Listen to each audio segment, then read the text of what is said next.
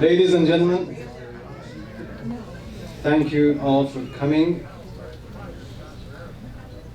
We are honored and privileged to have this Trump Unity Campaign event at our synagogue. Let me start by introducing myself. My name is Rabbi Asher Hakakam of the Torah Chaim of the Valley Synagogue. We have been here since 1987. Wow. So it's been 30 years. Wow.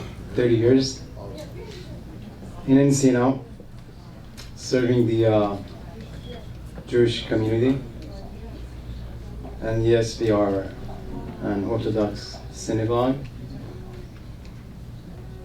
And we are enjoyed of having this event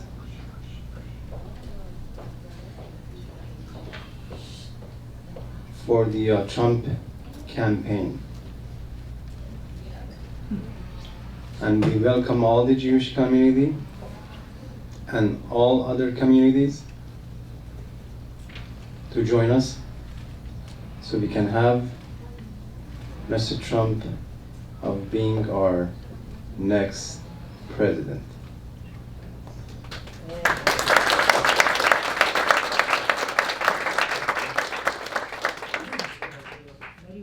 I am going to introduce Mrs. Tina Bankhead of doing our national anthem.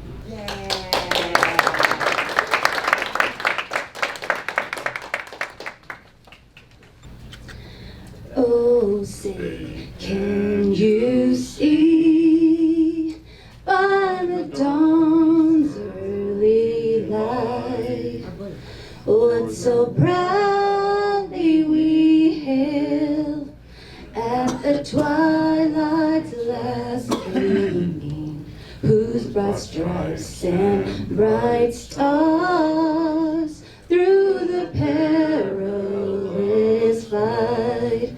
All the ramparts we watched were so gallantly streaming, and the rockets' red glare outbound bursting in air gave proof through the night that our flag was still there.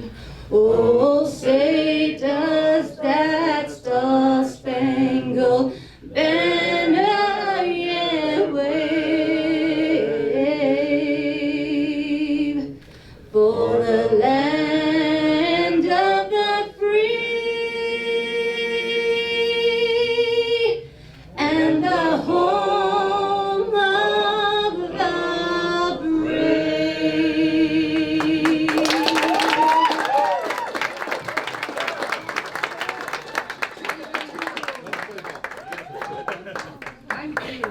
It's my privilege of introducing Mr. Sami Yasharpour, who's the local community organizer for this event, and he's part of our congregation. He does attend the synagogue, and he was the person that came up with this idea and put this event together. So I'd like to have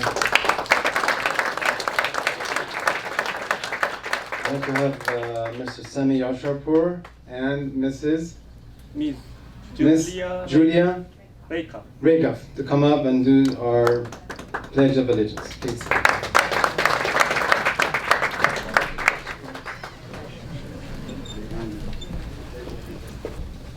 Place your right hand over your heart. Ready, begin. I pledge allegiance to the flag of the United States of America and to the republic for which it stands, one nation, under God, indivisible, with liberty and justice for all. Thank you.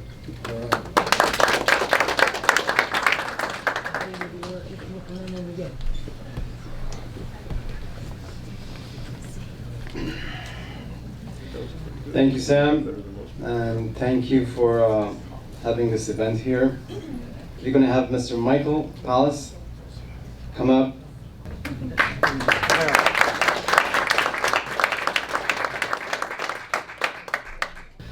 And I'd like for my new friend to come and join me.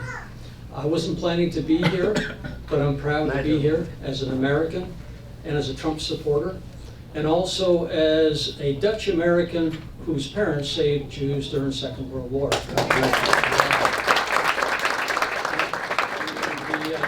gentleman that was saved was named Michel, and so I was named after him. Born in 1949, and 57 we came to the United States. My dad was kind to me. He says, "We're not going to have you go as Michel, we're going to have you go as Michael." So I still got beat up. It didn't matter. I still got beat up with that. Okay, so, and my friend, can you introduce yourself? Yes. Just met him. Good morning. The reason I will say really few words about myself is about my qualification to say what I have to say about hopefully President Trump's candidacy. I have lived in many countries. In fact, English is my 7th language. And many years ago, almost close to 40 years ago, in my doctorate in Germany, I predicted what happened in Iran. It was during the time of the Shah, and my doctorate was about the reforms that the Shah was doing were not compatible with the Islamic ideology. Unfortunately, it started from Iran, by the way. This whole Islamic problem started with Khomeini, thanks to Carter, etc. I don't want to speak the whole day, but that's a virus and it's going on. My first trip to America was my honeymoon with my wife. Today happens to be actually my 43rd wedding anniversary. And at that time, no one in America knew what is a Muslim. Now there is, I mean, it really has become like anywhere else. And I want to tell you, it's not about fear mongering. I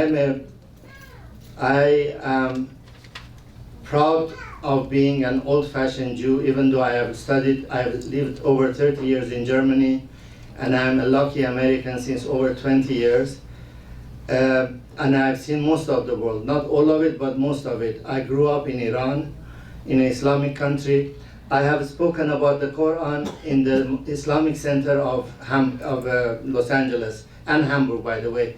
The Hamburg Islamic Center is famous, and my family at the time contributed, a Jewish family contributing to the building of a mosque. This is like 50 years ago in Germany. What am I saying now? We don't have a menu like in a restaurant to say I don't like chicken, I take turkey, or I don't like tuna. It's either or. And the alternative to this gentleman here, the alternative, I am convinced, I'm not saying this by feeling alone, is a disaster, not for America alone, for the world. Yeah. Why am I saying this? I want just to tell you a few facts. First thing a Jew must say when he enters a synagogue, if you look in the prayer books, is say, "God help me to fulfill the command, love your neighbor like yourself." In other words, that's a big imperative for us. The fact that we don't, but it doesn't mean that when I sleep in the night, I leave my house door open and anybody can come in and squatter. So just like a house must have a door, a country must have borders, yes, and so forth. Yes. The other thing is, and honestly, the time allotted is very short, the figure trillion, a lot of people say trillion, but don't even realize what it means. A trillion is a million. That means a million, each unit of which, if you do it a million, for example, a trillion seconds is 32,000 years. And for example, the current leadership in this country has amassed 10 trillion of new debt, has doubled what it, and it's a snowball effect. Every second since I was standing here, every second the national debt of America increases by $30,000. That is 2,000 million per day. Since yesterday until now, America's debt has grown by $2,000 million. And this is the beginning of the end. If you see at the death certificate of people, it's either cardiac arrest or pneumonia or bleeding. And bleeding, if you have make a lot of debt, is called, I'm an economist, financial bleeding. If it is drop for drop, it will take 6 months. If it is fast, it will take much faster. So the entire DNC convention, they did not mention the fact of the debt, and on the contrary, they want to give freebies. It's like if the rabbi now wanted to give all of us today lunch and tomorrow and the next, I'm sure he would like to do that. But can he do that? Can we do that? So in Persian they say, a father can take care of 10 children, but 10 children cannot take care of one father. America has been the father of the world all along. Without America, probably we would be speaking German now. Without America, maybe the Stalin would have, or Japanese, as you say. So with Islamic terror, the only person can stand in front of is not the Italians, is not the Indian, it is America. Thank you very much. We want Trump. So by faith and by luck, I ended up at the Reagan Library recently to hear Mike Pence speak. I went to a sold-out event, not knowing if I was going to get in, but I just heard, go there and somebody will take care of you, right? And so I get into the lobby and I said, I drove 3.5 hours to get here. I don't know if there's a room for me in the end, or whatever we say, right? And so a woman said, you gotta have faith. And so she brought me to the table. There was 6 people, brought me to one table where the woman says, you know, you're right in time. There's one donated ticket for 1 seat left. And so would anybody have predicted a couple years ago that he would be on top and this was happening? No.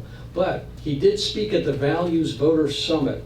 And this is not what I was going to speak about. I didn't know what I was even going to speak, so that's another thing. But he spoke, and he said this biblical verse, which Mayor actually talked about just a moment ago, 1 John, he says, no one has ever seen God, but if we love one another, God lives in us, and his love is made complete in us. And I'm saying, this is Donald Trump speaking? What's going on? But then he says, imagine, and the reason I'm saying this is, you remember what Albert Einstein said.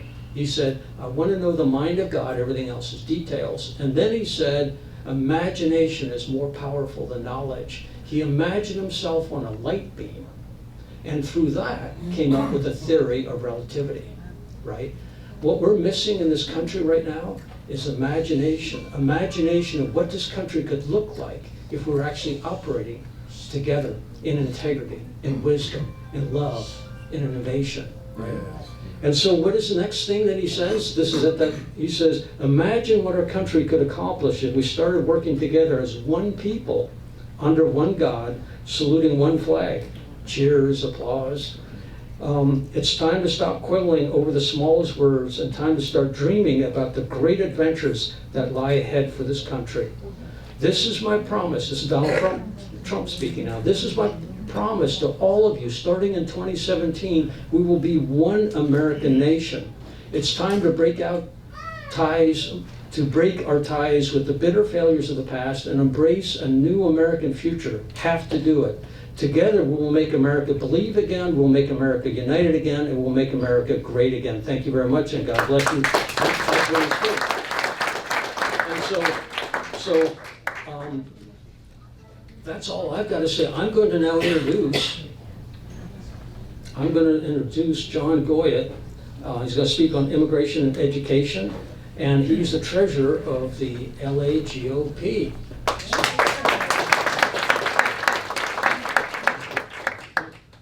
I saw him speak yesterday at an African American barbecue, and I thought, wow, I wish you were around much more, especially come to talk to our GOP at any time you'd like. Our meetings, we usually have about 110. Anyway, I was told I had 10 minutes, so I've got my clock here to make sure that that's what I do and don't go beyond. My name is John Goya, and I am the treasurer for the Los Angeles County Republican Party here in LA. We happen to be the 9th, if we were a state, we'd be the 9th most populated state in the country, and we'd also be the 8th economy in the world as a county. That's how strong we are. And that's why I think it's so important that this county is won by Donald J. Trump. This man can win California if he wins LA County. Yeah. We're not going to win San Francisco, the Bay Area. But if we win LA County, we can win. Now, I'm going to talk to you today as an immigrant, and I'm going to talk to you about education.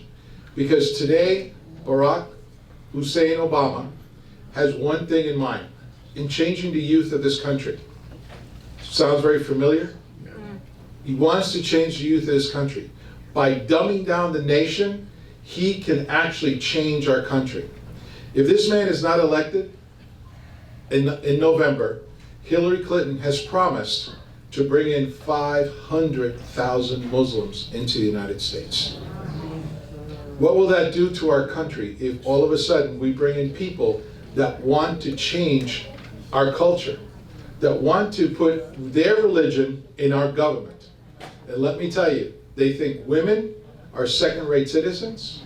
They think that gays and non-Muslims are fourth-rate citizens, and anyone who does not believe in Muhammad and as the prophet and Allah, you pay a tax. As the Egyptians, they used to be 50% Jews, 50% Christians and 50% Muslims. Today, 3% Christians exist in Egypt, and they have to pay heavy taxes.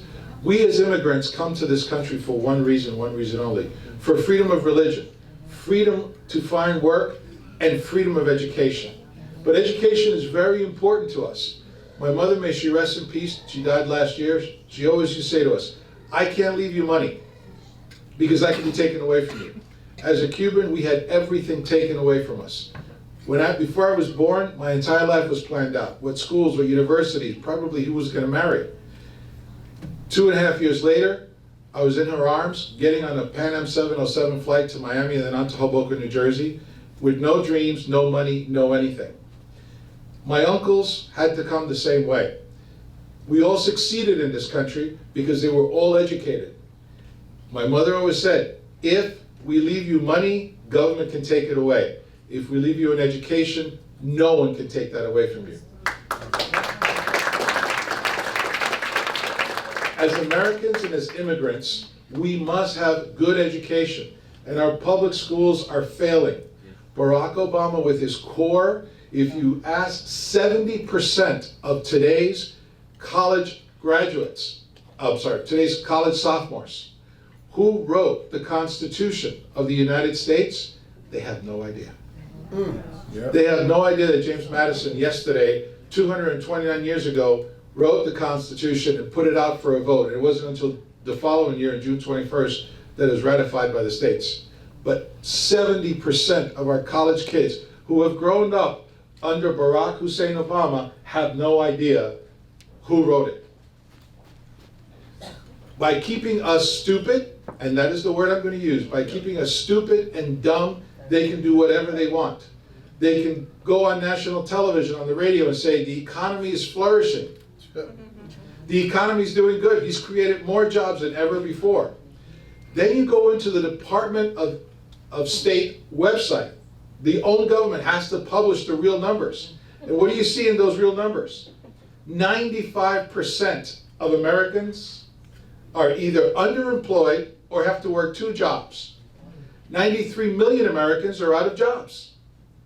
If you're an African American in Barack Hussein Obama's world, and you are a male between the ages of 18 and 26, you have a 54% chance of not getting a job.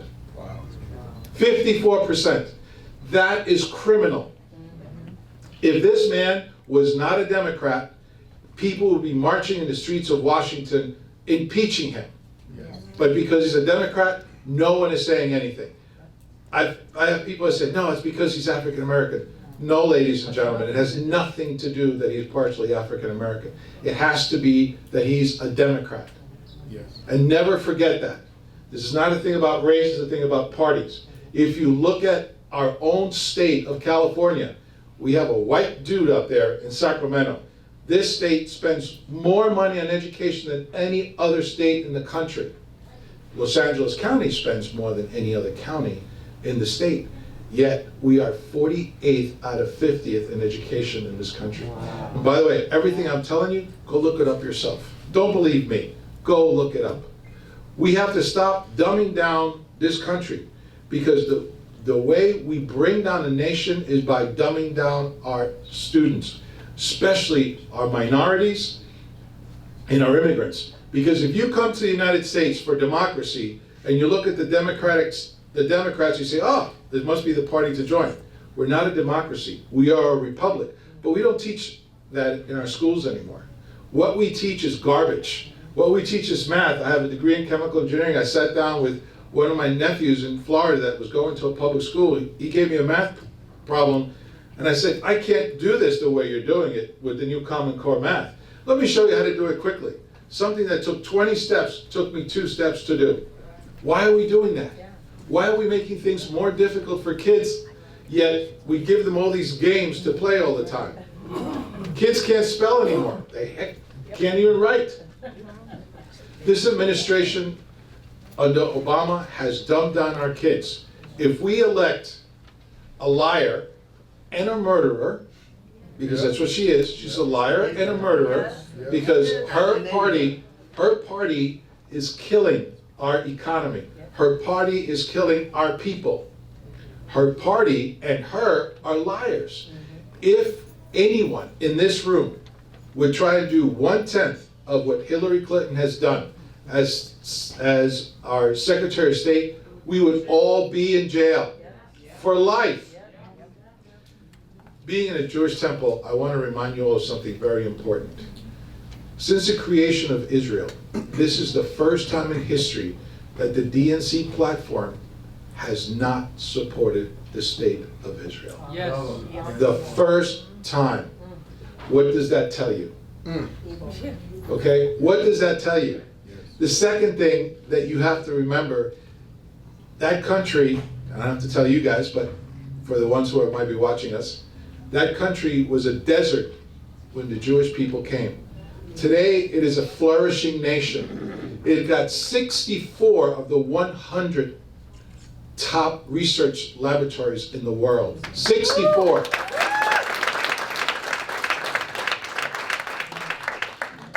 The only other location close to Israel is the state of New Jersey, which I'm a proud resident of that state. But think about it.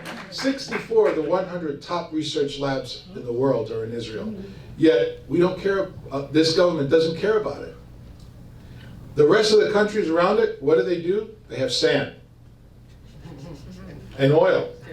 That's all they've got. But they have Hillary Clinton and Barack Hussein Obama behind them. And the foundation. And the foundation. So it's very important that we elect this man. As an immigrant, I endorse him and support him. As a Republican, I endorse him and support him. As a Latino, quiero que todos voten por él, porque es muy importante. Thank you very much. Shalom.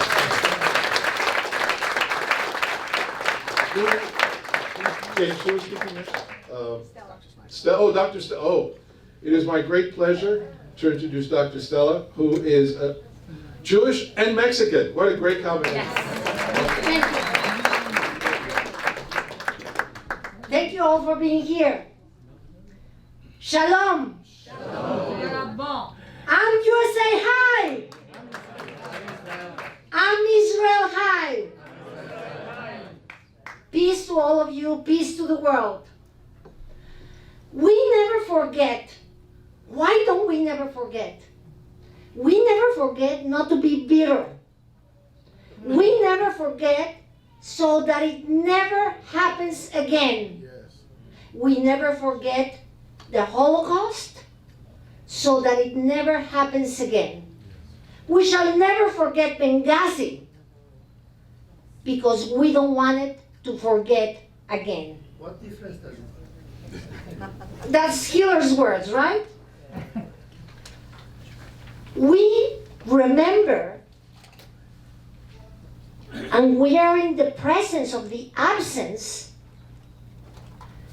only to notice. When we are in the presence of the absence, we can become bitter, and we need to be very aware of that. We shall only be in the presence of the absence to notice, to be responsible, and to bring changes to the world. The absence that we're noticing in the United States has to be noticed by all citizens that are going to vote on November 8th. In the last 8 years, Barack Hussein Obama, in a very subtle way, or maybe not so subtle, has accomplished to transform America. Yes. He said it. He said it from the beginning. And he's doing it. He's doing it with the support of, sadly I say, Mr. Soros, a Jewish man who probably was one of those Jewish men in the concentration camps that turned in their own people. He's a self-hated Jew, and I so saddened that we have, but we all groups, have people like that. It has nothing to do with Judaism. It has absolutely, I agree with you, I was going there, has absolutely nothing to do with Judaism. These people that go raw has to do with their own bitterness, their own growth, their own hate, and they only represent themselves. They do not represent the group, as we can see here. Now, when I was talking about never forgetting the Holocaust, well, sadly, the new Nazism is radical Islam. It's ISIS. If you look at it, they don't like any of us. They don't like Christians, they don't like Buddhists, they don't like Jews, they don't like anybody. Their goal is to populate the world slowly by having so many children, 4 wives, maybe more, and populate the world so that they can implement their Sharia law and transform our world even more. We cannot allow this to happen.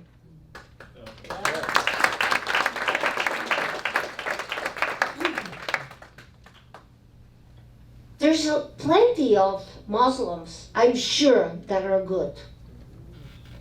I happen to have in Israel a Muslim relative. So it happens that my aunt married a Muslim. She went to Cairo, and her son, because of law, the same way that in Judaism, the children are what the mother's religion is, in Muslim religion, as far as I know, the children are what the father is. So my cousin, it's both. It's Jewish and it's Muslim. There is plenty of Muslims that I know that are wonderful people. I have sometimes talked to them and I ask them, why don't they speak out? They're fearful. Their families are in danger.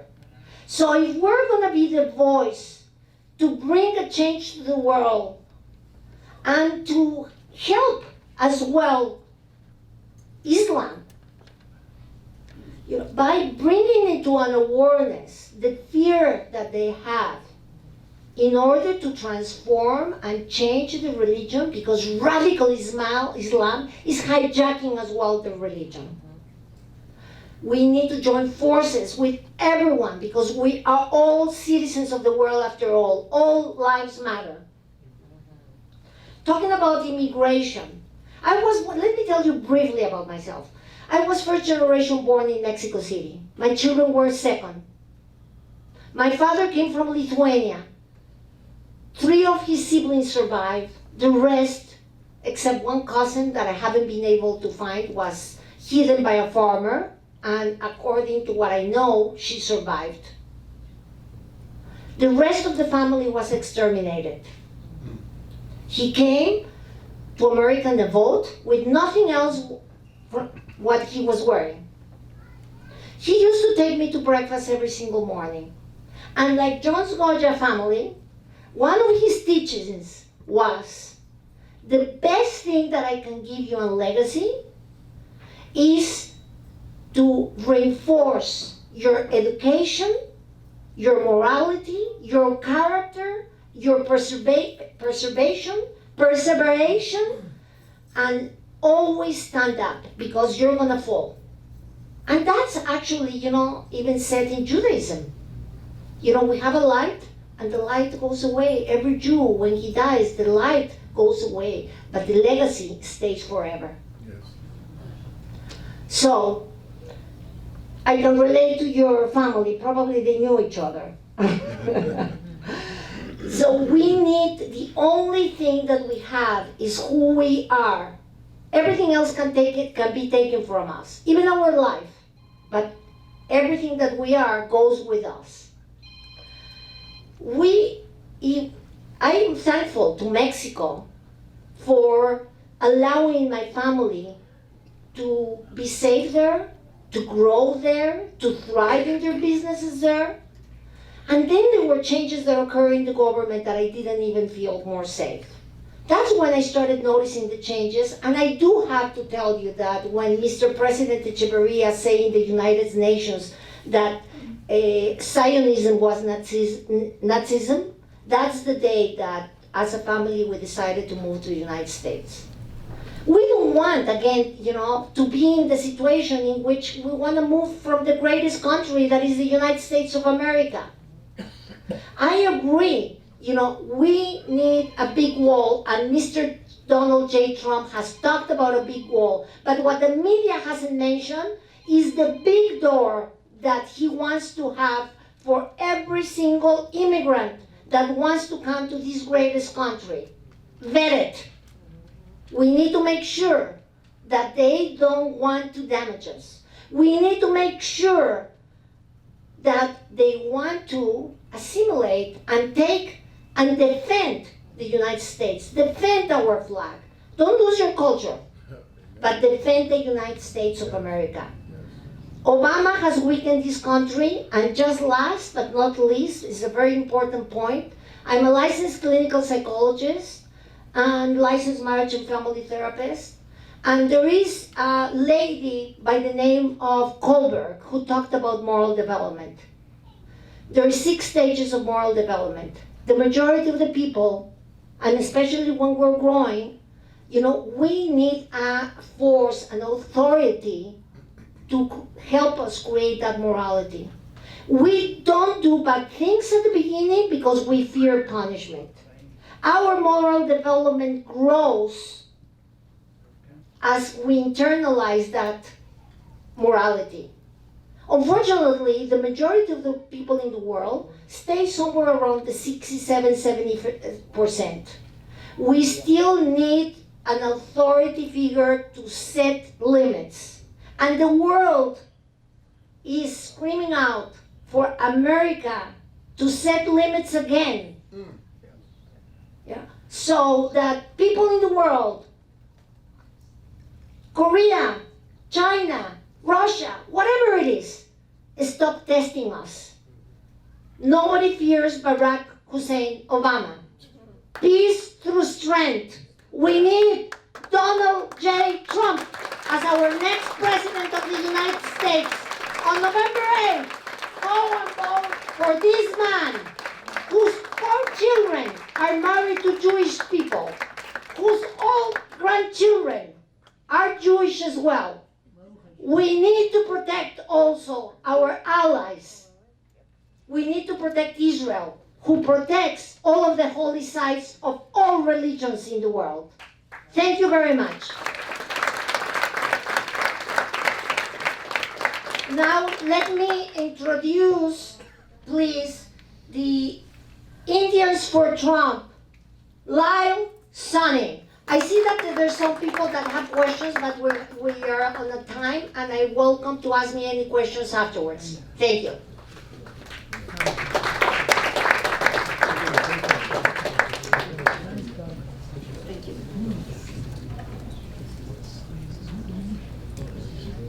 Boker Tho, everyone.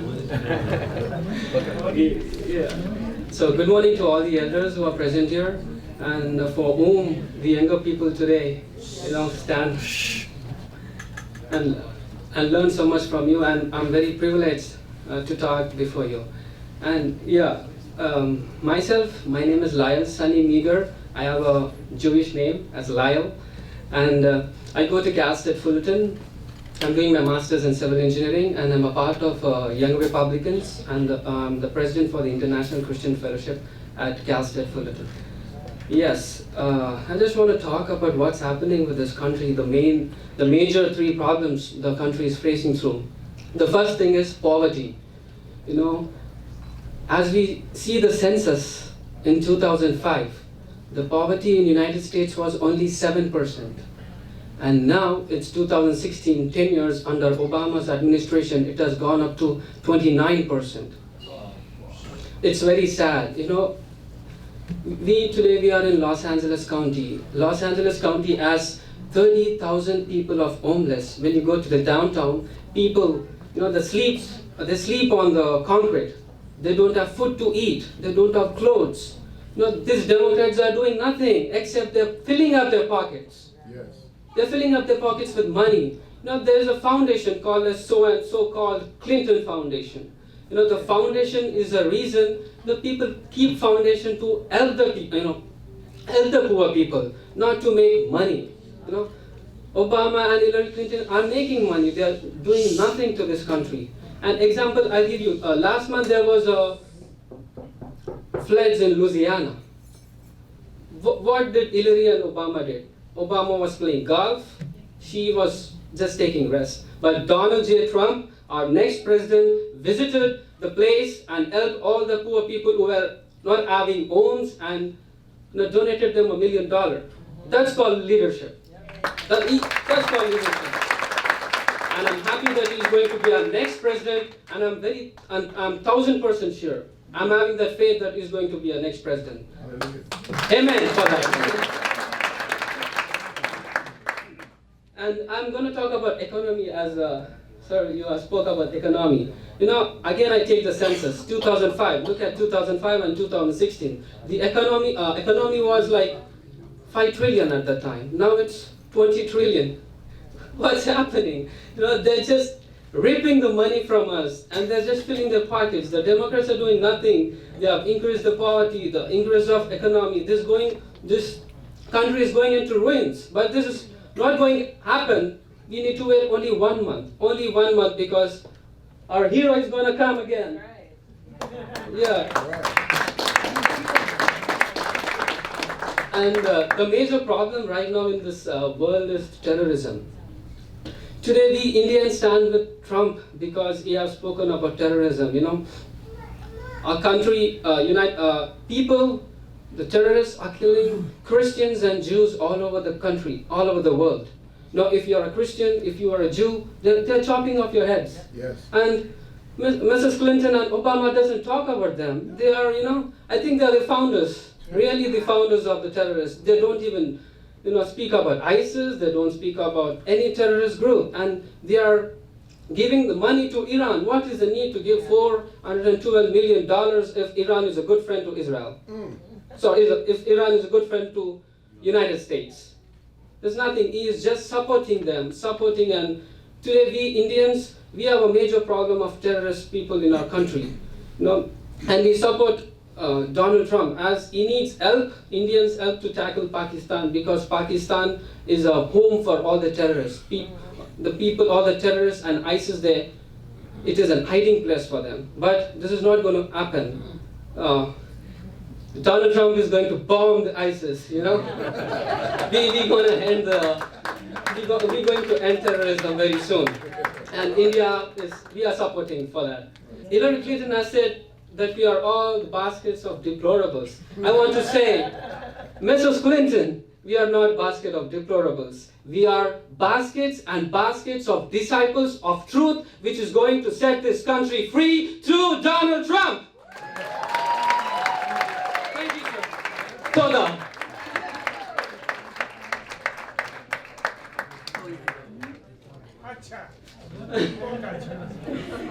Thank you, sir. And I want to introduce Pastor Bland, to come on today, to take the podium. Thank you, sir. Thank you, sir. Well, first off, it's an honor to be with you today here. This is, I'm almost speechless. For a pastor to be speechless, it must be also a lot of love and power in here. So with that, I wanted to start off by saying that history always repeats itself. So first off, look at your hands. Everybody just look at your hands for a minute, and look at your feet. We are created in the image and the likeness of God. All of us, when we bleed, it bleeds red. We have the potential to unify under our God. And so as I start my little message here, it took me back to the story of Ahab and Jezebel. Ahab had a daddy, his name was Omri. He did evil in the sight of God. And then his son did even worse and basically destroyed Israel and that land. Elijah thought he was the only one left, to carry on the work of God to save the nation. People were dying all over the place because of false gods, and Jezebel set up, Baal worships and so on, and Omri and Ahab just run roughshod through the territory. And as I begin to look at evil itself, as a pastor, I study these things. I study spirits. When it comes to Lucifer and Satan, we have to put everything into perspective. There's only two kinds of beings in the universe, and that's good and evil. And when you boil it down, as far as I'm concerned, is that the Democrats and Islam are of the same spirit. There's no other way to look at it. The Democrats has killed more people than ISIS ever has by killing American babies, called abortion. And they've been getting away with it for decades and decades and decades, and they're trying to make my people and your people think it's a good thing and it's a right. It's murder in the eyes of God. And there's no other way to look at that. Good and evil, light and darkness is at war here. And so Elijah thought that he was the last one left. And I'm here to say that all of us that can see the light and that can walk in the light, we are the last days prophets to bring forth a change through another man. And I'm here to also say that as Americans, I said this yesterday, is that Donald Trump is not on the top of the ticket. It's we the people on the top of the ticket. Especially if Islam and Hillary get in there, it doesn't matter either one, because they're all the same spirit, right? Yeah. They're going to come after the Jews first, the Christians second, and then everybody else get rounded up and put in detention centers.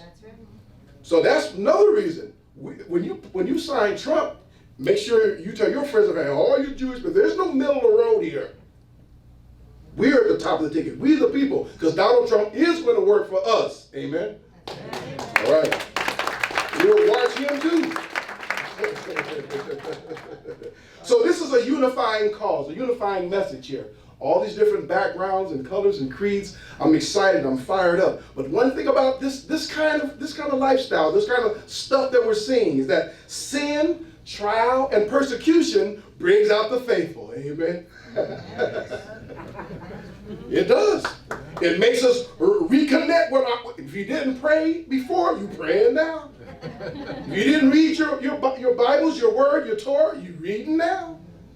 If you're not loving your babies and teaching them the facts and the laws of love and truth and faith, you better do it now. So what I'm saying to you as I'm closing here is that the faithful, we get fired, we get energized, we start telling people to vote in November, because the only one party is going to be standing for God. The hope that we have is in God, and God's going to give him the power as we undergird him in prayer and strength and faith to make it happen. Right. We got to work like everything depends on us. Amen. We're a part of the problem or you're a part of the solution. I'd rather be a part of the solution to get Donald Trump in office. Amen. Amen. All right. Thank you.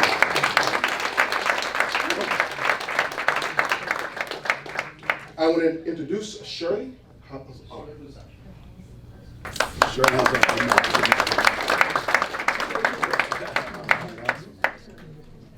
morning, everyone. How are you this morning? Great. Can you all please stand? Can you repeat after me? For every action. For every action. Oh, you can do better than that. For every action. Is a reaction. For every non-action. Is an aftermath. Let me be seated. And we are living the aftermath of the Clinton administration. As many of you know, we are right now at war. We are at civil war. We continue to talk about Donald Trump and Hillary Clinton, but when you get to the point that you have a gentleman, did you guys see that video where the gentleman went up to the woman, grabbed her purse, and people out of America ran out of the car to go after him? People are angry. People are going up to strangers because they didn't like the way they cut him off. This man took his motorcycle helmet and hit the back of a glass of a car because he was angry. People are fighting in the streets of Los Angeles with sticks because they're angry. You know, I've been talking all across the country, and it's interesting. I'll talk to ministers and different faiths and different beliefs, and they're saying that our people are fearful. They're afraid. What are they afraid of? What are we all afraid of? You know, even when the Bible says God has not given us a spirit of fear, but a power, love, and a sound mind. How sound is your mind? How conscious are we? I want you to be conscious. My name is Shirley Hussar. I am a delegate for Donald Trump. I did the roll call announcement. Many of you may have seen me on television. God blessed me with that opportunity to be able to pitch and represent this amazing state where I was born and raised, and I love and I adore. And you saw me on TV? I saw me too. And I had my 3 amazing children. One of them is with me today. His name is Kenneth Hussar. That's my friend. They love when I put them on the spot. Now, if you have kids, you know that's not true. But I will tell you this. It is about engagement that makes our country greater and better. So I have 3 takeaways. I want you to think about something. How engaging are you with the millennials? How much do you talk to them? Even strange children in the stores. Correcting them, calming them, addressing them, asking them questions. Hey, how you feel about this election? You know you're gonna get that conversation like, what the hell? Here we go. You know you're gonna get that, but you gotta ask yourself, okay, so you gotta have a little script in your head. So I'm gonna give you a little script. You go to these millennials and say, so I ask you, how do you feel about this election? What's your input on it? Well, I'm still voting for, have you ever heard this one? I'm still voting for Bernie.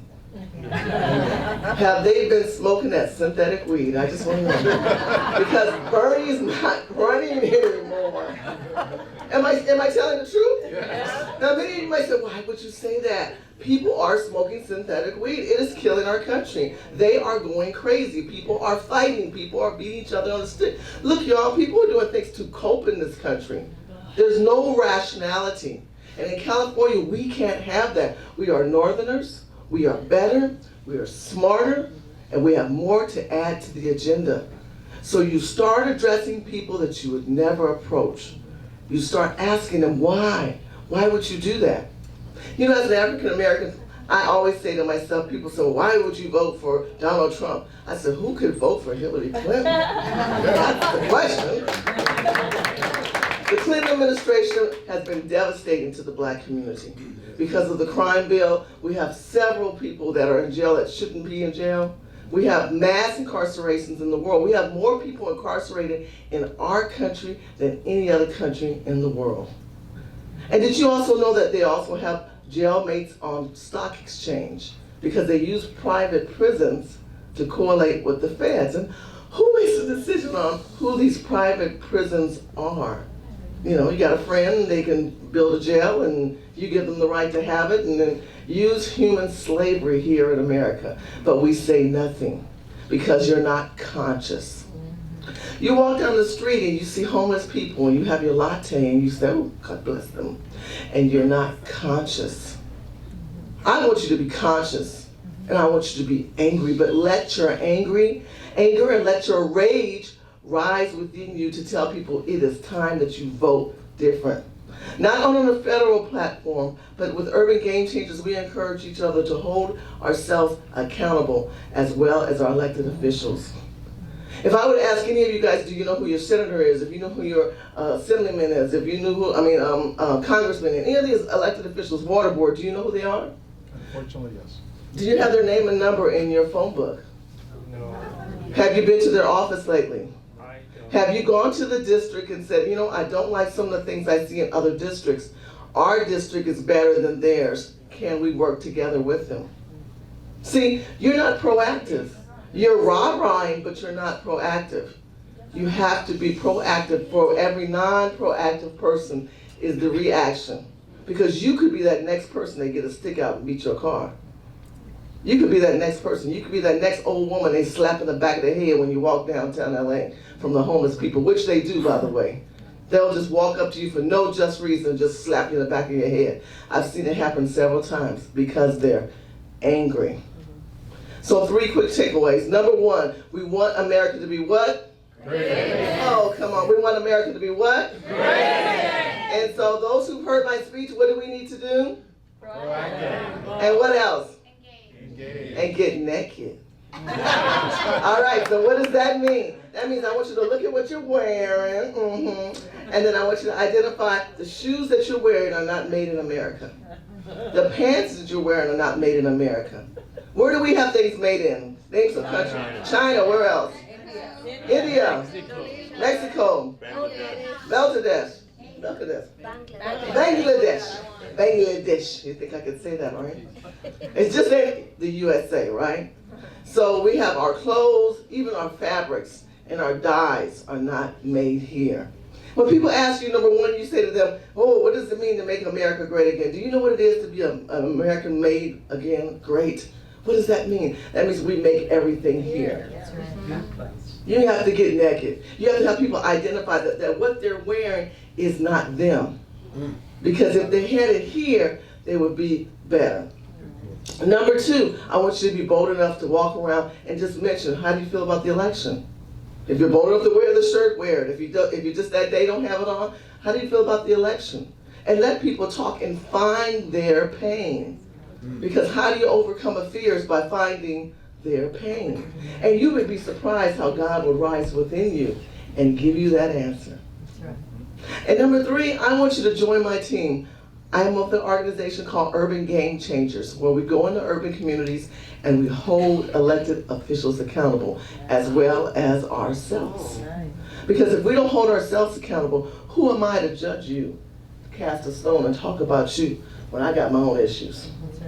I don't even know who my congressman is. I don't even know who my senator is. They should know you by face and by name. And don't let age hold you back. Be bold. Go up to that young person and say, you a hot mess.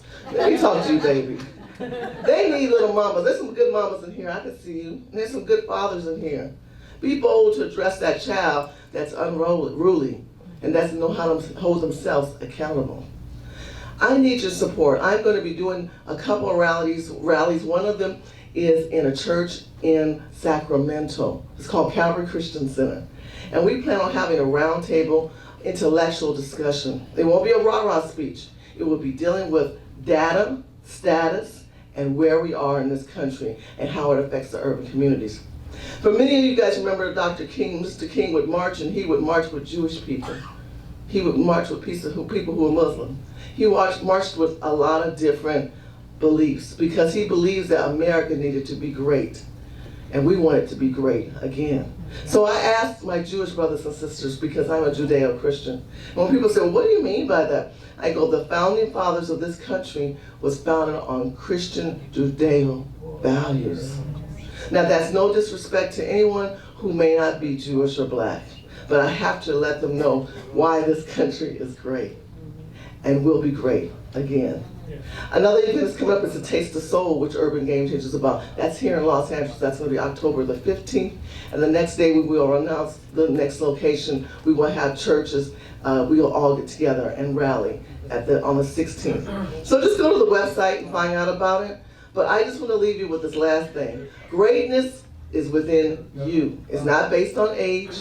It's not based on religion. It's not based on ideologies. It's based on facts and data. The demonstration of the Clinton administration will be commenced even more if we let them get elected. So in order to make America great again, I want you to be conscious, I want you to get naked, and I want you to keep it real.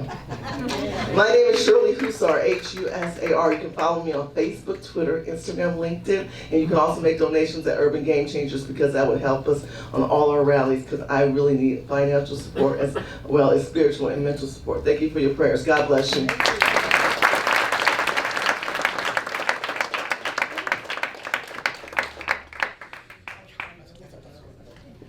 Okay, ladies and gentlemen, next we have a speaker. His name is Julian Delau. Julian gonna say a couple of words. Hello and shalom to everybody. Just a quick background on myself. I too was born in Mexico City, and I came here when I was 1 year old and 3 months. And I have an uncle there that's a pastor of a church, and he has really close friends with also with the Jewish community in Mexico City. So anytime to me it's a great honor to be speaking in a synagogue.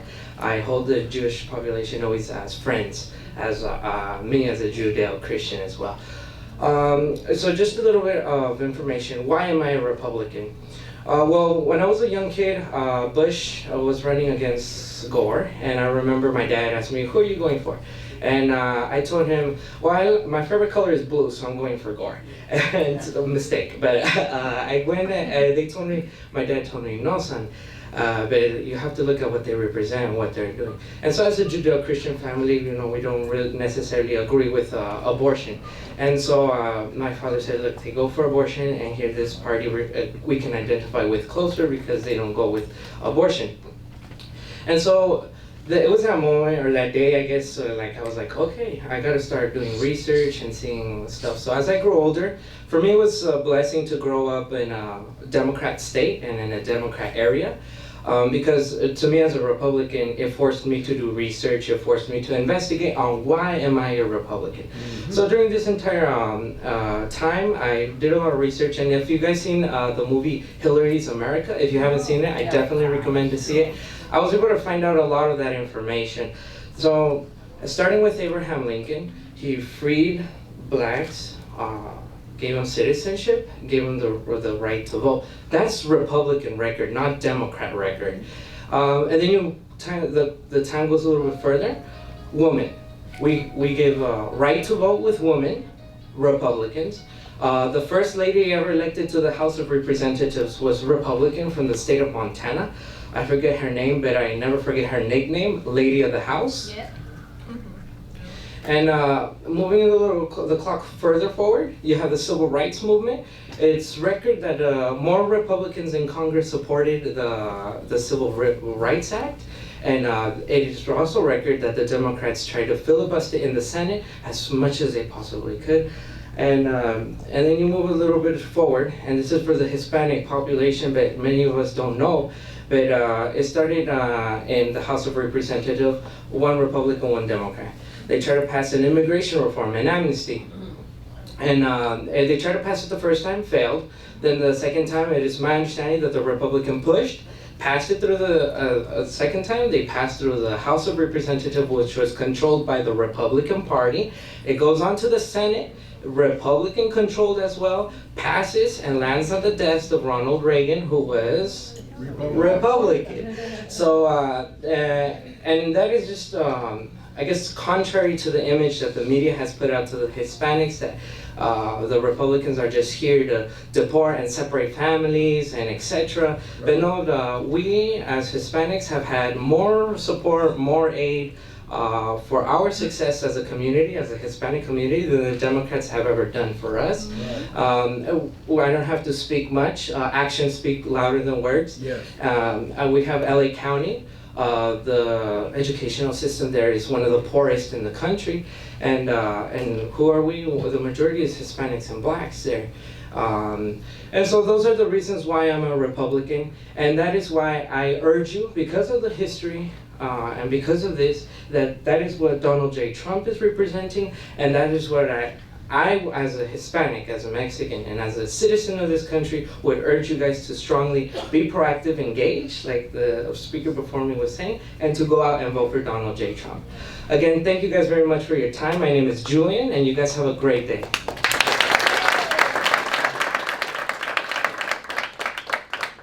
Thank you, Julian. Okay, I'd like to do is, a friend of mine is here. He's actually one of the veterans for Trump. It's Mr. Jeffries. I'd invite him to say a few words in representing our veterans. Mr. Jeffries.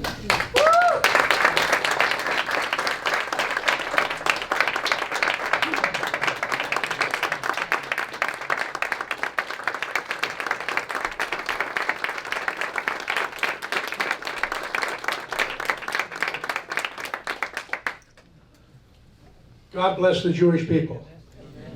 God bless Israel. God bless this man. I am a United States Marine. I fought in combat for this country and would tomorrow if asked. One thing I've always done is I knew that to be a Marine, it took guts, and it took commitment, and it took an absolute path that we knew would win. Now, I'm asking everybody in this room to do what you've done your whole life, to stand and speak your mind, to stand for the Second Amendment, because the Second Amendment, we will never, as a people, let that go again. Ever. Nobody will do it to this group or any group again. Are you with me?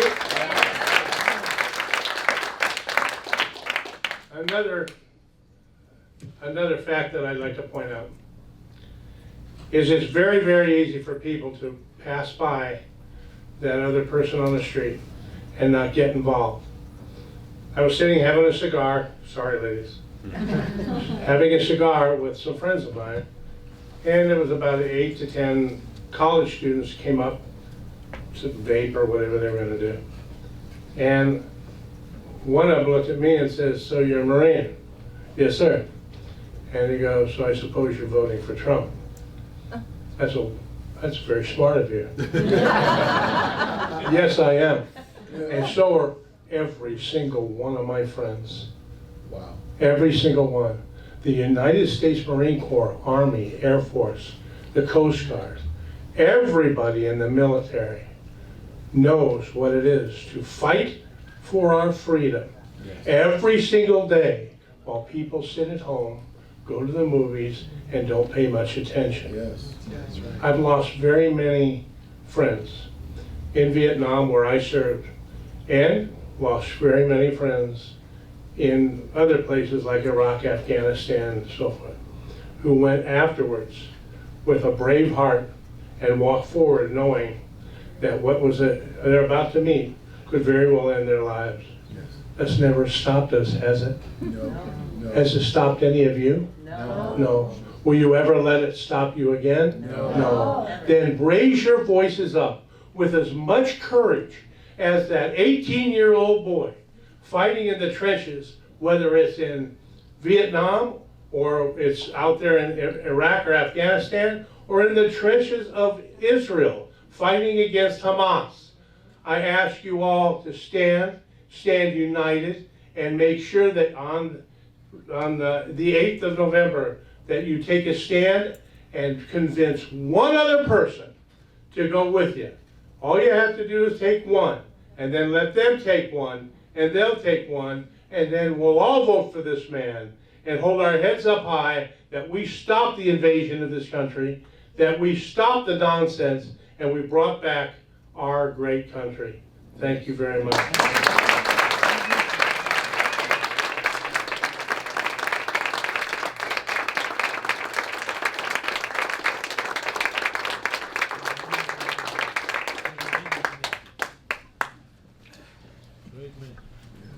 Okay, ladies and gentlemen, we're going to be closing pretty soon. I appreciate your perseverance.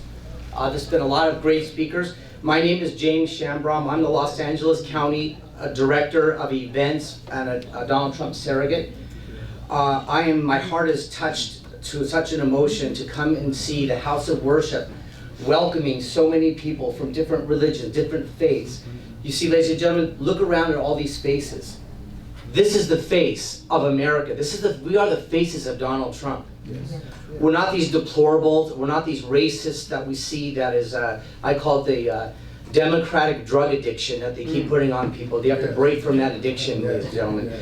So I am just heartened and in this fact. So I want to I've just got some information from the campaign and some talking points and also some details. One of the things that Hillary Clinton and her people do is their campaign is literally destroy Donald Trump. Thank you very much. Donald Trump, full of energy, wisdom and light, and an empty suit that can barely stand up sometimes. So true. So what I really want to talk about, just a couple things. I want to talk a little bit about economics, the economic policy, and I'm going to talk a little about foreign policy. But obviously we've talked a little about, you see the stories, the human stories here. A lot of us are families of immigrant. My parents came from, my great-grandparents came from Latvia, Lithuania, and Poland, wherever it was at that time. I am married to an immigrant from Guatemala, and she's Jewish, Guatemalan, and in fact there's my wife right over here. Yes. And my son Adam right here, as a matter of fact. And I've had an opportunity to just be here, invite some good friends, some new friends, some old friends. My barber's over here, is a friend of mine for many, many years, who's in the community here. I'm just so full of joy. But basically, taxes. Why would someone like Warren Buffett support Hillary Clinton when the Democrats are supposed to be for the small people? Because it's a trick. You see, if you're very wealthy, you have a lot of money, and you've amassed wealth, the last thing you want is for someone to come up, elevate, and take over your place. A high corporate tax rate will actually prevent you from moving up. If you look at economics, I had an economics gentleman here. It prevents you from moving up by taxing you down. That's why they promote such a thing. There's a lot of subtle things, even like the building that pipeline from Canada down. Well, because the environmentalists, well, Warren Buffett's against that. Well, would he be against that? Because he owns the railroad. Because he owns the railroad that $2 currently. million a year. Thank you. Charging $35 a barrel. When if we go through the Keystone Pipeline, it'll be $10 a barrel. You see, exactly. Thank you very much. Exactly right. So, ladies and gentlemen, you have to peel the layers of the onion for us to klipa. You have to peel that away. Yes. So what Donald Trump is going to do is going to make it a fair game, a fair tax, and make America in a sense of equality, in a sense that everyone has the equal chance to rise up. Not everyone's going to get up in the morning. I actually took Mr. Trump's Trump University program. I took the course, and let me tell you something. The saying is true then and true now. You can lead a horse to the water, but you can't make him drink it. Right. So anybody who did not succeed in Mr. Trump's program just didn't work it. It's the bottom line. So. So Mr. Trump is going to have the biggest tax reform since Reagan. He's going to lower taxes for everyone, which will make raising a family more affordable and for all working families. And will also dramatically decrease income tax, not increase income tax. His pro-growth plan actually will have a business rate of 15% and will reduce 7 tax brackets just down to 3 simple tax brackets so we actually can figure it all out. The rates will go from 12, 25 to 33%. And by the way, the family leave deduction will be there. Will actually be a deduction. So instead of the Democrat policy, which is women who are pregnant, have children, what the government says is kick the father out, marry the government. Yeah. We'll give you a government check. Just kick them out. If the father is home, we're not going to give you the money. Well, that's not the way it should be. So Mr. Trump is saying, no, we're not going to cut you off. We're not going to have you back on the plantation, as it were. So the other issue has to do with corporate tax on another level, which is global competitiveness. We have the highest tax rate for corporations. No wonder all the corporations want to take their money elsewhere. If you don't lure people back to come here, to bring the money here, they're not going to do it. Because let's face it, guys, business is business. Right? Also, Mr. Trump has what they call the penny plan. You guys know about the penny plan? Okay, the penny plan is going to reduce non-defense, non-safety spending by only 1%. That's the initial plan. And if any of you have a chance, go back to see Mr. Trump's,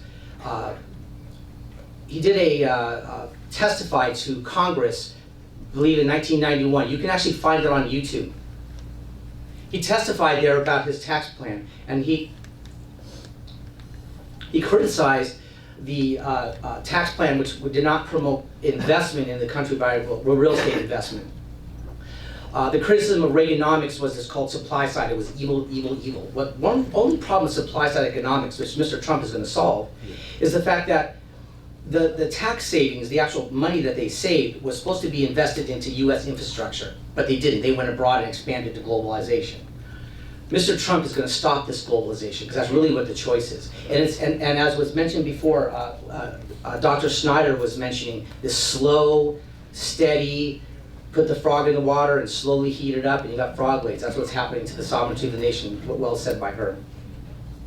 So this is what is going to make that change, by keeping our corporate tax low. And of course, ending the death tax, which is a very big thing. You family, we worked hard. We have children. We want to leave our fortunes to our children so they can then plant the seeds and continue on. But that's again what it is: the government who's taking away competitive and taking away our spirit. Yes. The plan will also, estimated, will increase 25 million jobs over a 10-year period, and will also set a goal of a 4% gross domestic product increase. And the plan right now is set at 3.5, but we think it will be more, based on our economists that are working with the campaign. Another job killer is the regulatory environment today is totally a job killer. You have so many people working in the government with they need something to do. So what do? They're regulated. We have a very top-heavy government, and so that's what they're going to do. And these job-killing regulations have actually, in fact, caused the jobs. We have a fish in Central California, right? Smelt. Thousands of people are not able to grow. Thousands of workers. There's actually a group right now in Central California that are farm workers that are for Trump, that want to have a rally in Central California, they have it, that are fighting right now because they're saying we can't grow. They'd rather shut down the farm to save a fish. Now, I'm sure the fish will be happy to be saved, but I think our families need it. It's not even from here. Not exactly. It's not from California. They bought it to do what they did. It's not even California. It's not even a California native fish, really. Yeah. Spoken from a true Valley boy. So. I believe Nancy Pelosi, is involved in that. Yes. Well, absolutely. You have to understand, Nancy, I'm going a little off subject. Nancy Pelosi is actually in the winery business. She grows grapes, and she uses lots of water. So she doesn't want to divert any from her farm. I think that's probably what you're saying. Yes? Or more. Okay. The reformation of the EPA, which also is going to end the destruction of the coal industry, because we did coal, because that is what we need in this country. Because remember, it's all above policy. It's coal, it's electric, it's solar, it's wind, it's everything. Because we have to become energy independent. That's also what Mr. Trump wants. Right. I think Saudi Arabia gave how many millions to the Clinton Foundation? 25 million dollars. So I think she's going to owe them. Mr. Trump owes only to us. In fact, Mr. Trump's average donation in his campaign is about $61, and from the people. Our trade policy is going to be an America First policy. No TPP. We'll enforce trade agreements. We'll renegotiate trade agreements that have failed us, and includes NAFTA. And of course, China. You know how Mr. Trump feels about China. I love how he even says China. China. Okay, I love it. Yes, Mr. Trump says, yeah, free trade, because that's how capitalism expands. But fair trade. We have to be able to go in their markets. It's very important. Anyone here in business might even know. I bet you there's people here who do international business who've had to deal with China. We can get their products, but they put tariffs on our products. I'm sure around, yes?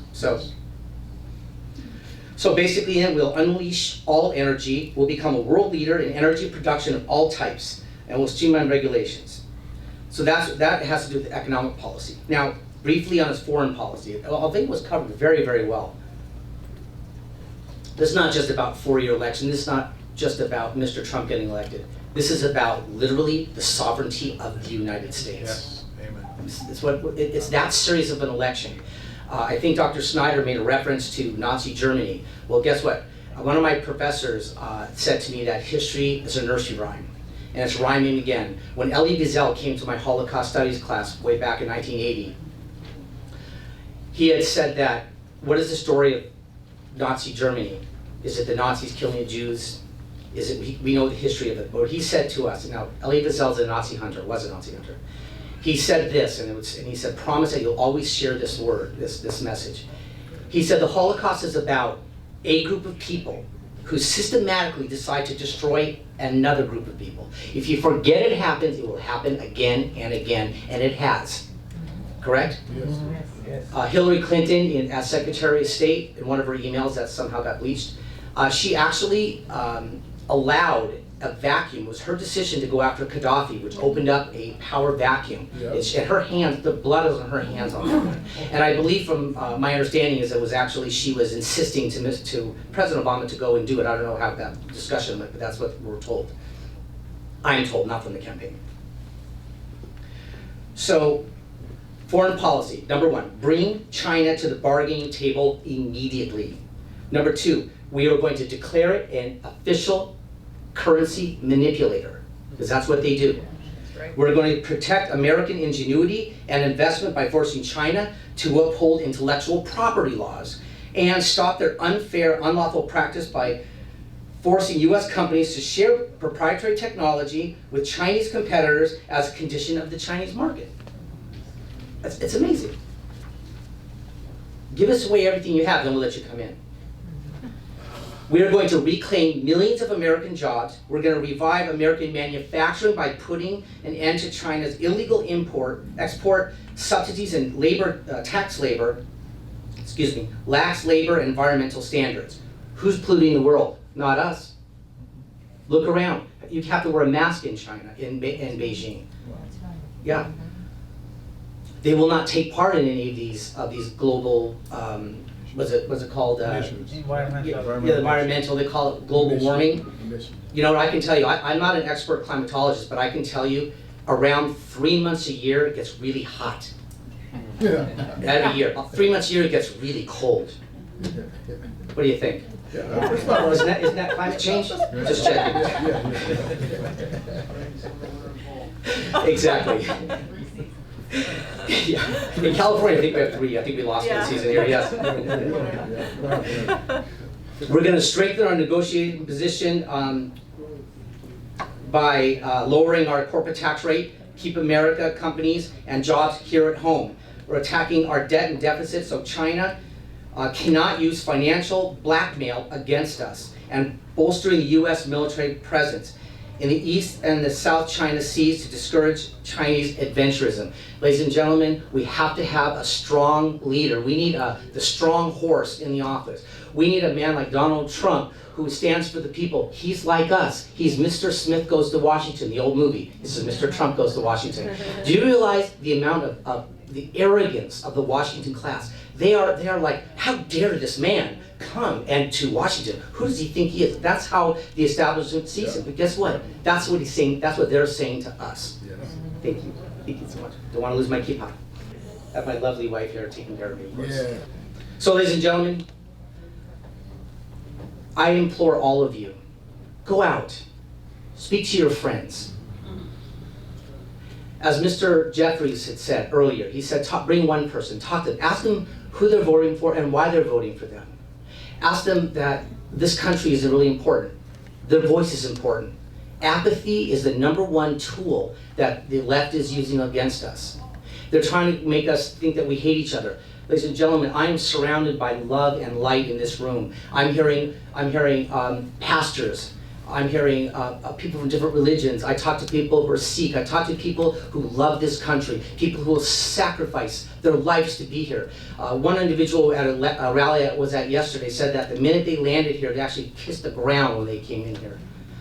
They come here to become American. My wife and I talk a lot about it, and she said to me, I came to this country not to stay Guatemalan, that's my birth country, but I came to be American. She learned English, she, as a US citizen here, came legally. And so, ladies and gentlemen, I just want to close by wishing all of you, please, let's get Mr. Trump elected, let's get our voice back.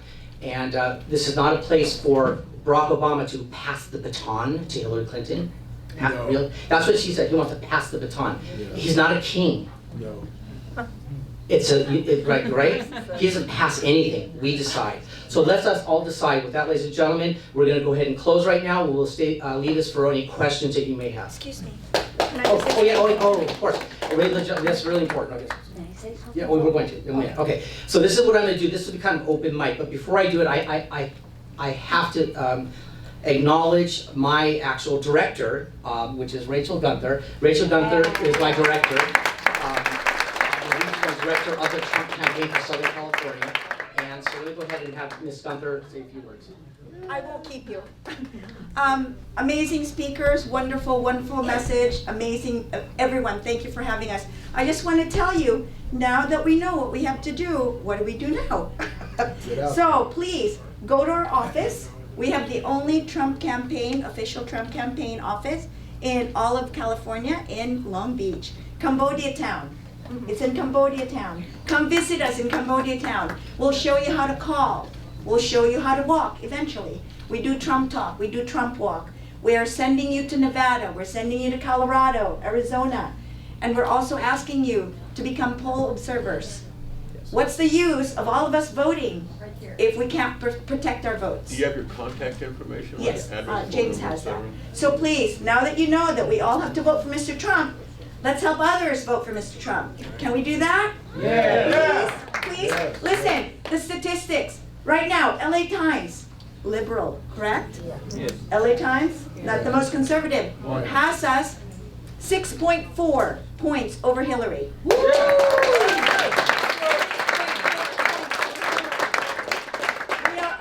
are up in Florida 5 points.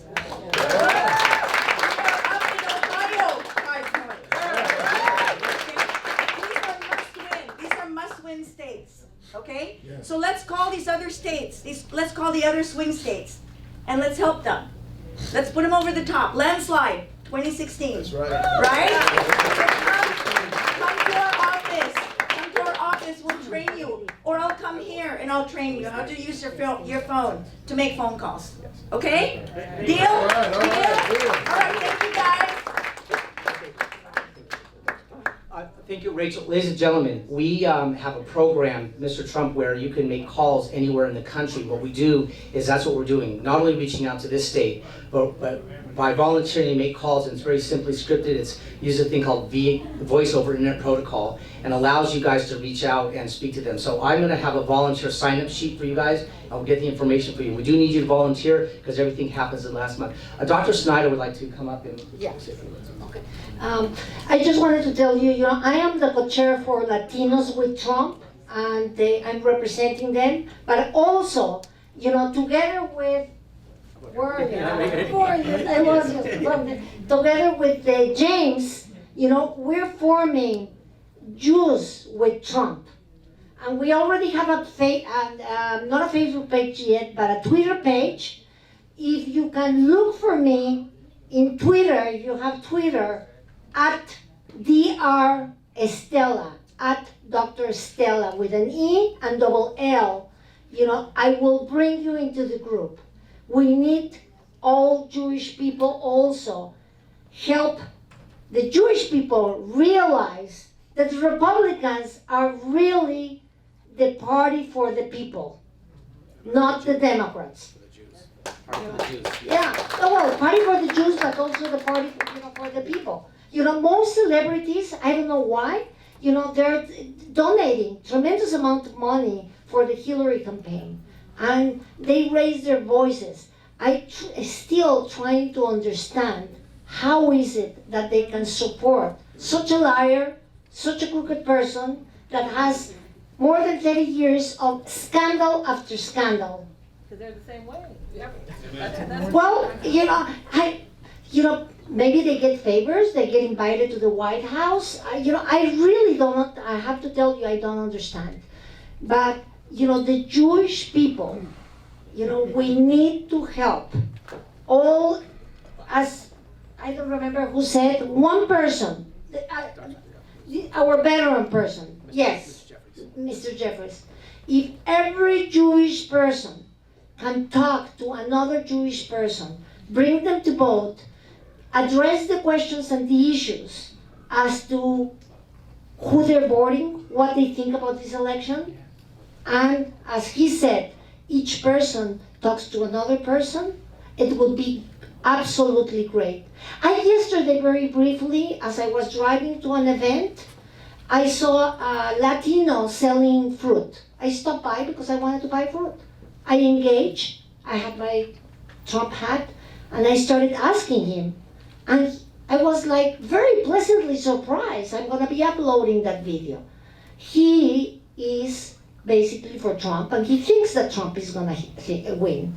So there's way more Latinos and way more people who are in the closet, basically, that they don't say that they're for Trump because we're being insulted by everybody that supports Hillary, and by Hillary herself telling us that we're a basket of deplorables and the other half are dumb people. So I'm a proud deplorable that supports Mr. Donald J. Trump. Thank you. Somebody earlier, I think, had a question for Dr. Snyder. Does that person still have that same question?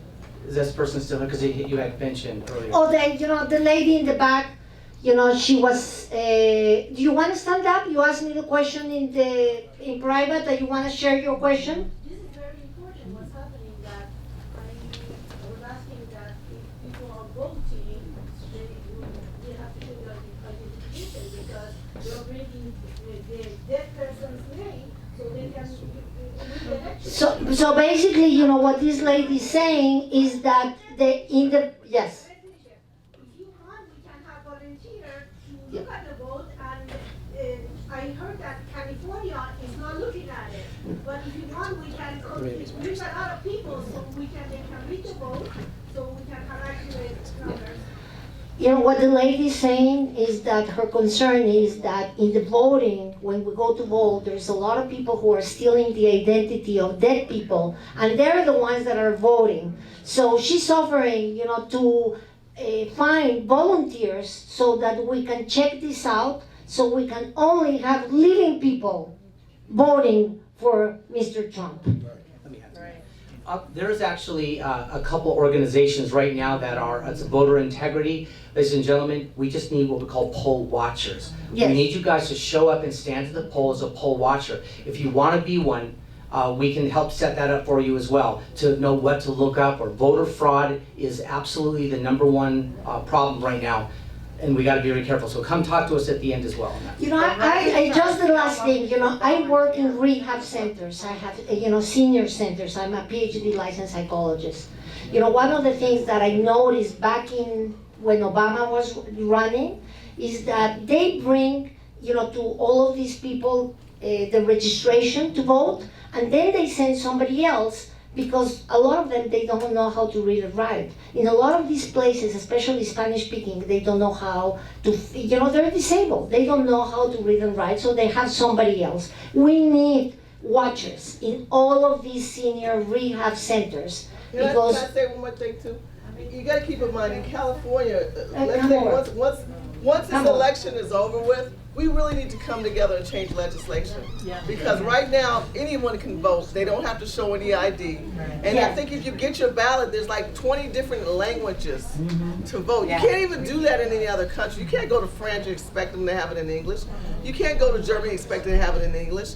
So, after this is over with, I believe that you guys should continue to listen to James, come together, and come up with some legislation, work with one of your assemblymen, work with one of your congressmen, and put a bill on the table saying you have to have an ID. You have to be an American. I mean, keep in mind too, illegal immigrants have driver's license as well.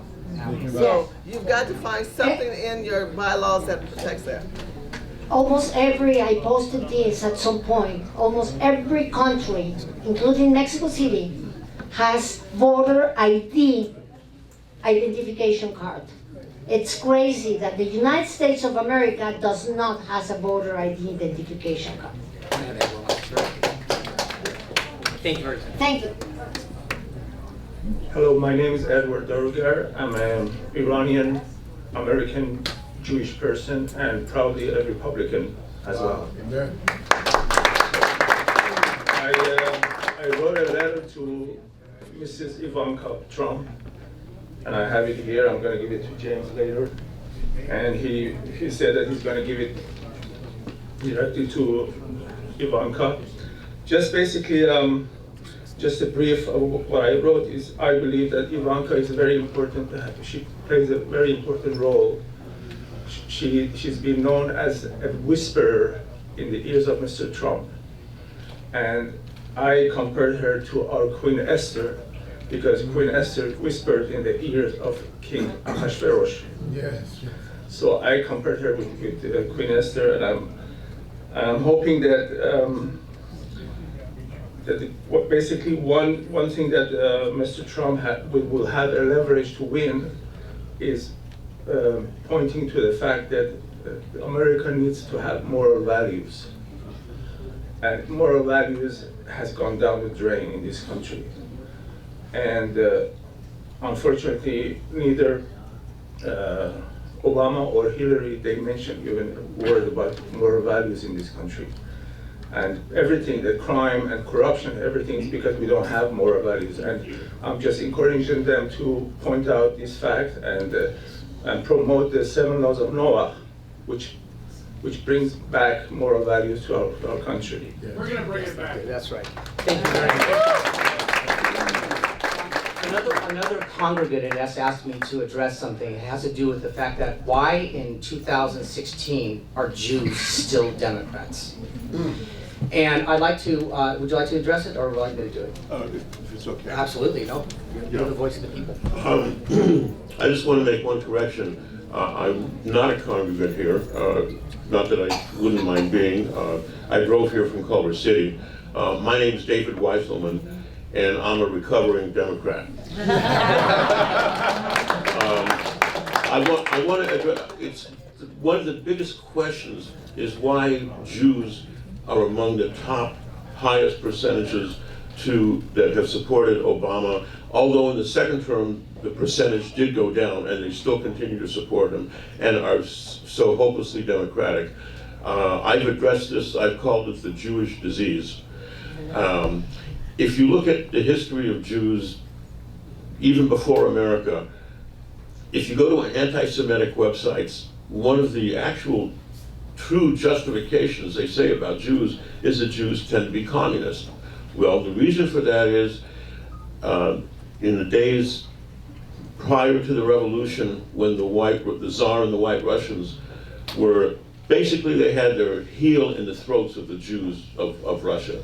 They were killing them, they were slaughtering them in wholesale quantities and pogroms, and the Jews had no other choice but to unite with the workers and to strike up against those people that were trying to kill them.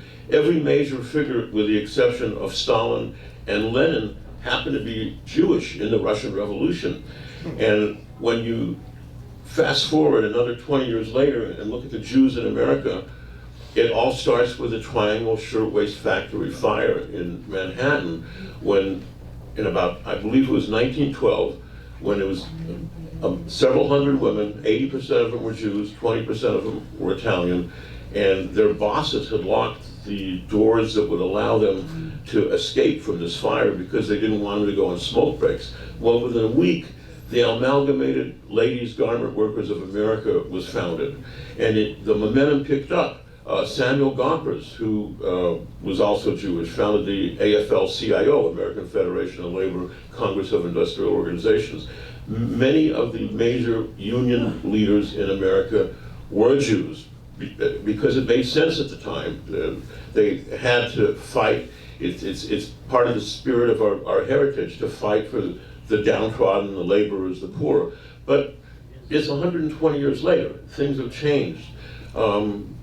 If you look at Hillary's America, it was the Democratic Party that fostered slavery, that created Planned Parenthoods. Planned Parenthood was begun by a eugenicist who wanted to balance the population to keep this country white. You notice, what a coincidence, most of the Planned Parenthood clinics are in African American neighborhoods. So I'm proud to say that my last great act as a Democrat was to vote for Bernie Sanders, not because I like Bernie Sanders, but because I wanted Hillary to lose the primary in California. And I'm going to be changing to a Republican. although the last 3 elections I did vote, I did not vote for a Democrat, but the Democratic Party is no longer relevant to Israel, no longer relevant to the Jewish people, and it's unfortunate that so many of our Jewish brothers and sisters haven't snapped up and had the same revelation that myself and a minority of other Jews had, and we need to make other people aware of it. Thank you for the opportunity to express that. Reverend, for just about 30 seconds. That's right. I didn't introduce myself as, but I just want to do that real quick. I'm Pastor Sylvester Bland from the United Saints of America. I'm the other black president of the USA, so on the right side. And I represent 10 black Christian broadcasters all across the country. Our listenership is around 20 million, but we're all small fries, and that's why we covet your prayers and your support. I also represent the 3%ers, the Oath Keepers, the militia, all those believers that Second Amendment people. And so that's who we're reaching, and so I want to thank you, and it's such an honor to be with you today. So look us up on Facebook, and a website, the UnitedSaintsOfAmerica.us. Thank you very much.